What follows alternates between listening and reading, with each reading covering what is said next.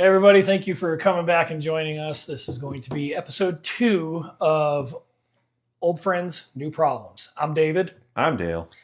And because Dale did not do his homework in regards to the last episode that we did about the movie he was supposed to watch, we're going to jump on to a new subject, which today is going to be shows that ended too soon or didn't have a proper ending or just shows that you wish would come back. So we'll let Dale kind of take it away on this one. All right, I'll start. So the first thing we're going to start with on my list is one I think it only had 3 seasons, if I remember correctly. Pretty sure. And it was the concept of what would have happened if the Axis won World War II. Oh, and what the world would have looked like. So it was The Man in the High Castle. And it was based on a book. I forget the author's name. Not the biggest book reader. He can't read. I am borderline illiterate. That's what it really is. So The Man in the High Castle, basically, what happens if the Axis win, right? So it had 3 seasons, I believe. It was either 2 or 3. I can't remember off the top of my head. And the problem was that it was not greenlit for another season. So, and they thought that it was going to. So what had ended up happening was they were filming, I think it was like midway through the last season. And they're like, oh, we weren't greenlit. We got to wrap this thing up. So then it felt very forced, very quickly, and everything just felt wrong. And it was like, you could just tell that like it was shoved through to the very end just to kind of wrap it up, and it felt wrong. Yeah. So I wish that they would have been given 6 seasons at least to really open that plot up, because it was really cool, because what they ended up doing was like America was like subdivided. So like you had like the Colorado mountain region was kind of like a no man's land. Like that was like the where the survivors of the old America kind of lived. Yeah. And then you had like, I think the West Coast was like run by Japan, and like most of the East Coast and a lot of like up to like Texas area was more of like the Germany, like Italy run. And so you had like, New York had like, I want to say it was New York, had like, like Nazi banners and stuff in it. And it was just an interesting concept. And there was a little bit of sci-fi-ness to it. There was a guy that was releasing videos or films, I guess, because it was the 40s or 50s or whatever. But there's a guy that was releasing films, and it was like real time what happened in America when they won. And somebody found that and were like, what the hell's going on here? And so, there was some sci-fi aspect to it. But again, the premise was amazing. So. Nice. I've got a few. But while you were just talking about that reminded me of a show that I really liked. It's actually a Netflix show called The Last Kingdom. I'm not sure if you've seen that one. Great show. Really, really good show.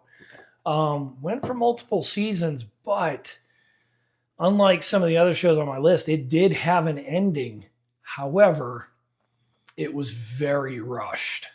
So it got to the last season, and what they were supposed to do was they were supposed to release multiple movies to close up the series on Netflix. And instead, what they did was they released one movie and crammed everything into that one movie. And it was really kind of a letdown, because the show played out so well and the storyline was so good for so many seasons. And then you get to the last season and it's just throw everything in there and then just end it. And you're kind of left at the last, couple minutes of the movie, the one movie that they came out with. And you're like, is that it? Like that's how you're going to end this epic series that's gone on all this time. And it was just kind of a letdown. Just very unsatisfactory. It really is. But there's one show that kind of redeemed itself, and I'm very happy to see it. Okay. Scrubs. Yeah, and you're going to hate me for this. Don't. Never seen Scrubs. Okay, so the original series of Scrubs, fantastic. It's great. It's funny. It's got seriousness in it.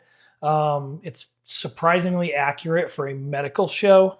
But The last season, when they originally came out with Scrubs, don't even bother watching the last season. Okay, noted. It's when they go and they basically start teaching at a school.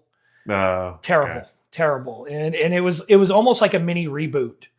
And it was just awful. So the show ended after that. And this is the official reboot that's going on now. And while it's not quite the magic, lightning in a bottle that the first show was, it is very good. Okay. And it stays true to its roots. A lot of the original cast is there, most of the original cast.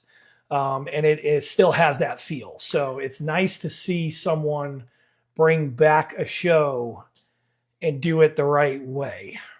And it's funny about that show too, because my wife and I were just talking about that show the other day. It's hilarious that Zach Braff and Donald Faison are like legitimately like good friends. It's hilarious. And you can just you can see like the chemistry. Like, I mean, obviously I haven't seen the show, but I've seen like the various, commercials that they've done. And just even that you can kind of see that they really enjoy each other. They're absolutely hilarious. It kind of reminds me of our friendship. Aw, thanks, man. Another one that I wish would come back because I feel like it was a great show. It's kind of a total different feel. Southland. Did you ever watch Southland? I've heard of it. Don't know really the premise. So it's a cop show. Okay. Yeah. And what was nice about Southland is it was very realistic. Very, very, very realistic, to the point where the actors, when they would swear, they were actually bleeping it out. They didn't just cut it or whatever. They didn't make it for TV. They made it like it felt real. Okay. It was almost like you were watching the show Cops, but dramatized and everything. Right. So you got the backstories of some of the characters and everything. But that was a really, really good show. Okay. Let's see. For me, and it's funny because yours are feeling like the more like realistic like approaches to like certain aspects of life. Yeah. My second one's it's a similar vein as the first one, and I didn't intentionally put these two together. Was Revolution. And I want to say it came out in like 2010, 11, somewhere in that neighborhood. It was before I had kids. And the idea behind this show was, again, hypothetical what if kind of thing. What would have happened in America, or I guess it was the world technically, but they focused only on America, if all electricity was gone in modern day. Interesting. So cars can't run, lights aren't working, you can't use a stove, there's no internet. I mean, you could use like a gas stove, but you'd have to have like a way to, get the gas to said stove. And so you had like horse-drawn cars. It was kind of a cool concept. Again, I think it only had 2 or 3 seasons. I don't recall 100% because we stopped watching, I want to say towards the end of the second season because it got really sci-fi really fast. Yeah. So the first season was really good because it was like just, basically what's happening. Like, modern day, you don't have the convenience of electricity. Okay, cool. Yeah. And they could have played that out for at least a season or 2, possibly 3, without going to a sci-fi route. But then I think it was like early on or towards the end of season 1, they sort of tease a little bit that it's like, oh, there's something mystical happening, which is why it's doing this. And it turns out to be like a government thing where there's like nanobots in the air and their control. It got really weird really fast. And I wish it would come back, but I wish it would come back on the premise that they extend just life in general and how it all works. And what was great was, I don't know if it was Giancarlo Esposito's first big hit or first big show. You know who that is? Giancarlo. Did you ever see Breaking Bad? Yes. He's Gus. Okay. So, yes. Great actor, by the way. We just watched something the other day with him in it, and I can't remember what it was. His career's kind of taken off, though. Yeah. But in that show, he plays like before the electricity went out, because it's like it went out. Like it was there before, but then it just went out. Yeah. And so before it all went out, he was like an insurance agent, and then like he became like a mafia boss when the electricity went out, because it was like, kill or be killed kind of scenario. So he became kind of like a rough, like, hardcore dude towards the end. So Now, what are some shows that you feel like should have ended no, long ago? I You got more? I still All got right. two that I want to discuss. Okay. We can't have a list without Marvel. So I wish Loki would have had a longer run.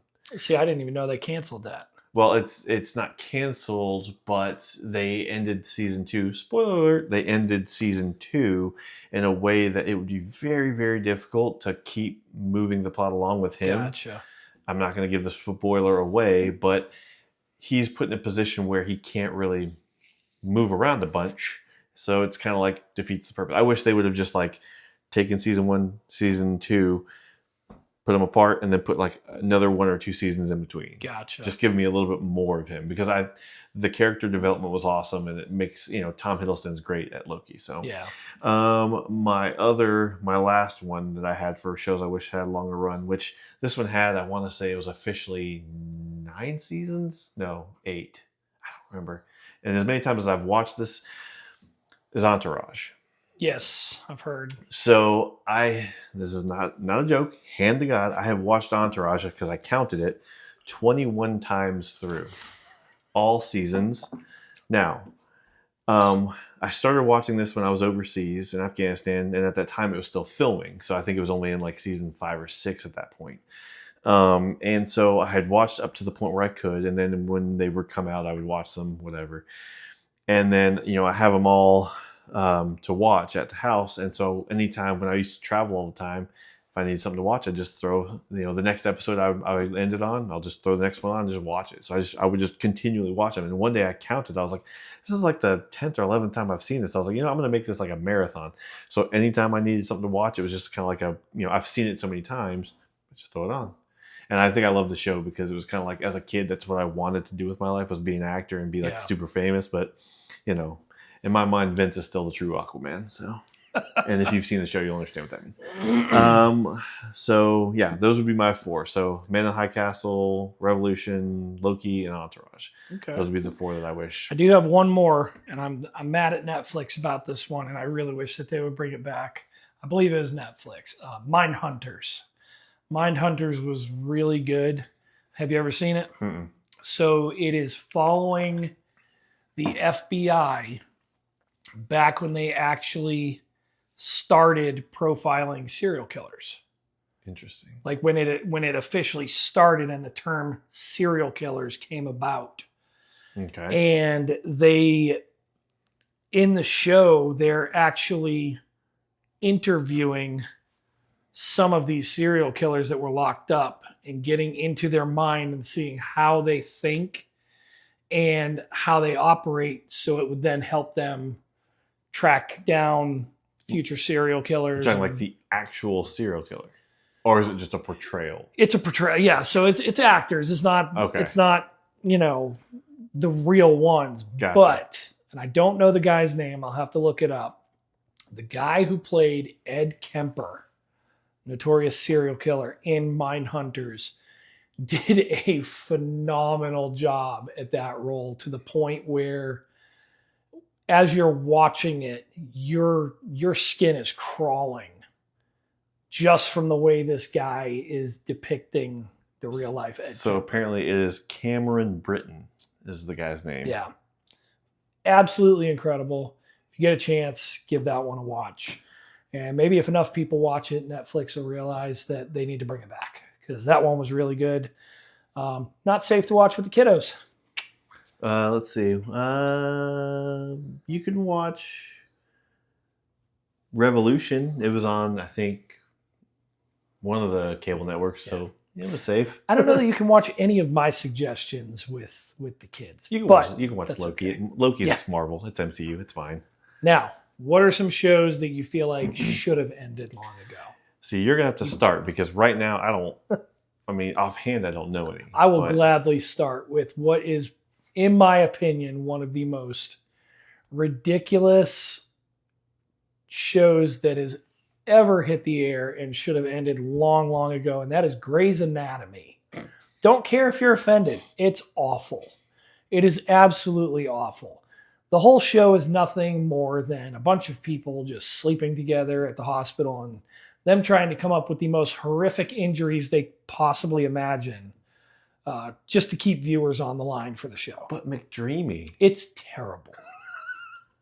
It is absolutely terrible. It should have ended like 10 years ago. Is it still on?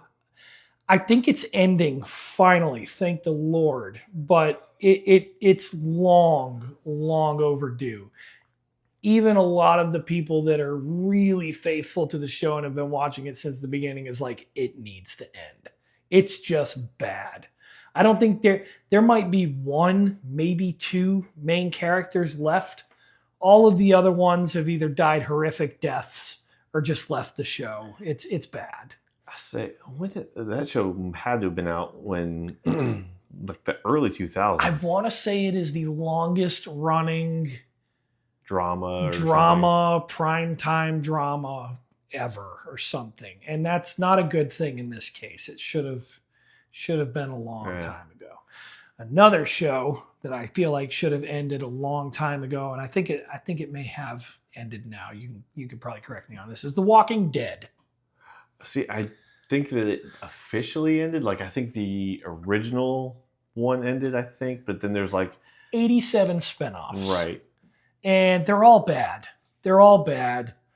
You know, we started out watching The Walking Dead, and the first few seasons were actually pretty good because it was more about survival and just, you know, trying to navigate a post-apocalyptic, you know, terrain, and then it turned into all these little factions just battling with each other, and then it morphed into them wearing the skins of zombies and fighting other clans of people and everything, and it's just, it needed to end long ago. See, and I feel like the problem we are kind of in we're in like a show surplus right now in our lives because there's Apple, there's Prime, there's Netflix, there's Hulu, there's this, there's that. Stream anything you want, whenever you want, as much as you want. And the problem with that, it sounds great in theory, but the problem is you've got a ton of content to watch and not nearly enough time to watch it all. No. And we have the attention spans of 2-year-olds, so we'll sit there and we'll get into a show and start. You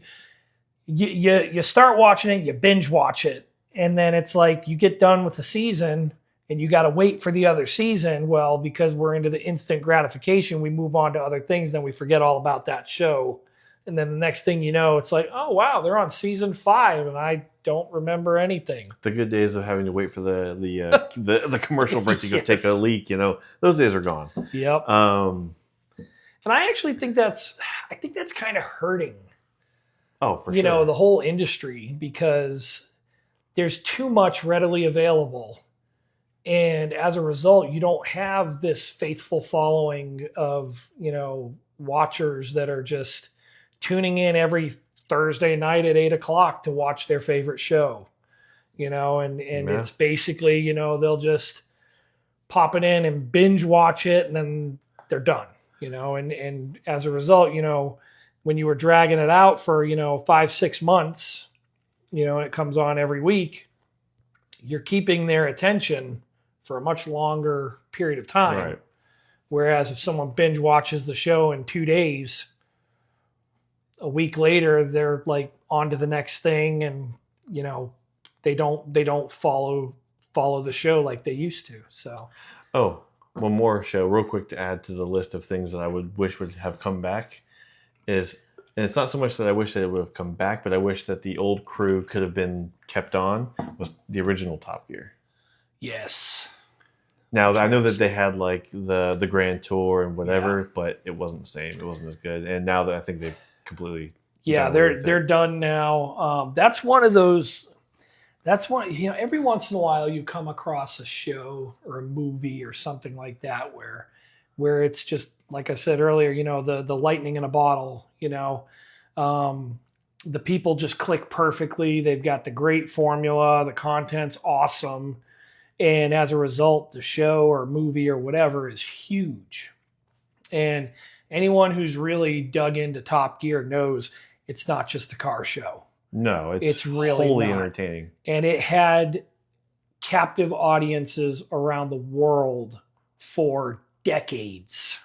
Well, I mean, it was kind of it was like those those shows where I'm not going to name the name, but where they intentionally hurt themselves trying to do funny stunts and whatnot. It was kind of like a mixture of like that, Steve-O. yes, that with like an honest car show where you're actually learning facts and figures, and then they had like the celebrity guests, and that was the best to me. That was one of my favorite things was because they kept the cars the same unless you were an F1 or some sort of performance racing driver. Then you got a different car, but they all got the same car, and I just absolutely loved it. And well, what a way to get your audience to relate to a celebrity in a real way, because you would have these massive celebrities, and they're like, I don't know how to drive a manual transmission car.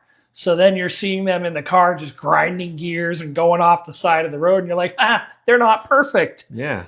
And it just made you relate to them so much more, and that was just another way that show was genius, because between the adventures and what's the word I'm looking for? The challenges. Right. And then just reviewing a new car, and then celebrity interviews, and then the fact that you have a live studio audience standing there with the presenters, and the presenters would engage with the studio audience and ask them questions on air. And it wasn't like the studio audience was like in the corner somewhere. Yeah, I mean, they were right surrounding there, and like within. In the yeah, it was perfect. And then of course the stick, was just fantastic. Yep. And of course all the different, who's the stick, and they revealed it a few times, even though I don't think they were supposed to on a couple occasions and how they did it. But I digress. We need to probably do a whole episode on Top Gear, because I could probably talk about Top Gear for a long time. But unfortunately, I don't know that they'll ever be able to duplicate a show like that. No, and the American version wasn't bad. It just didn't, like you said, it didn't capture the same, like it did. It's the presenters, Clarkson, May, and Hammond were so totally different from each other, which is but funny, it fit perfect because James May wasn't even the original. I know. But he was. I think it was like season 2 or 3 that he came in, and then it was just like, and they did 21 or 22 seasons, I think. Yeah. So yeah, I mean, he was definitely the presenter. I forget the other guy's name. Sorry for that guy, but you just weren't as good. And I mean, if you ever watched the original guy, he wasn't all that bad. It's just it wasn't the same. It didn't click the way it clicked the second they got May in there, and you had those polar opposite personalities, and it fits so good because you got Hammond, who's this younger, adventurous, just careless, loved everything American too. That's what was hilarious about it, because they didn't even get the Mustang until like recently in the UK. And then you had Clarkston, who is your very British presenter, sarcastic and everything. And then you had May, who I always describe him as this, and it's unfortunate that this is the term that I use, but just the alcoholic, grumpy older guy, but he was also the nerd, because he's the one that had all the facts and figures pretty much lined up. So, but just one of those shows that they captured it, and when you do that, it's something special. So, we're gonna wrap up here in just a minute, but I do want to say one thing, and kind of I finally have something about a show that I wouldn't want to see continue on. And it's not a show per se. I think it's a whole segment, and I'm surprised that it's even still a thing. The View. No, not The View. Yes, but not The View. The shows where it's like the housewives of Name the City. Oh my goodness. Any of those? I take pride in saying this. I've never seen a single episode of any of those housewife things. Yeah, I haven't either, and I hope I never do, to be fair. And on that note, we'll call it an episode. So thank you guys very much for tuning in. And what shows did we miss? Yeah, I think would be the other question is like, what shows would you have canceled? What shows would you have wanted to extend, let us know. Yep. Thanks a lot, everyone. We'll talk to you next time.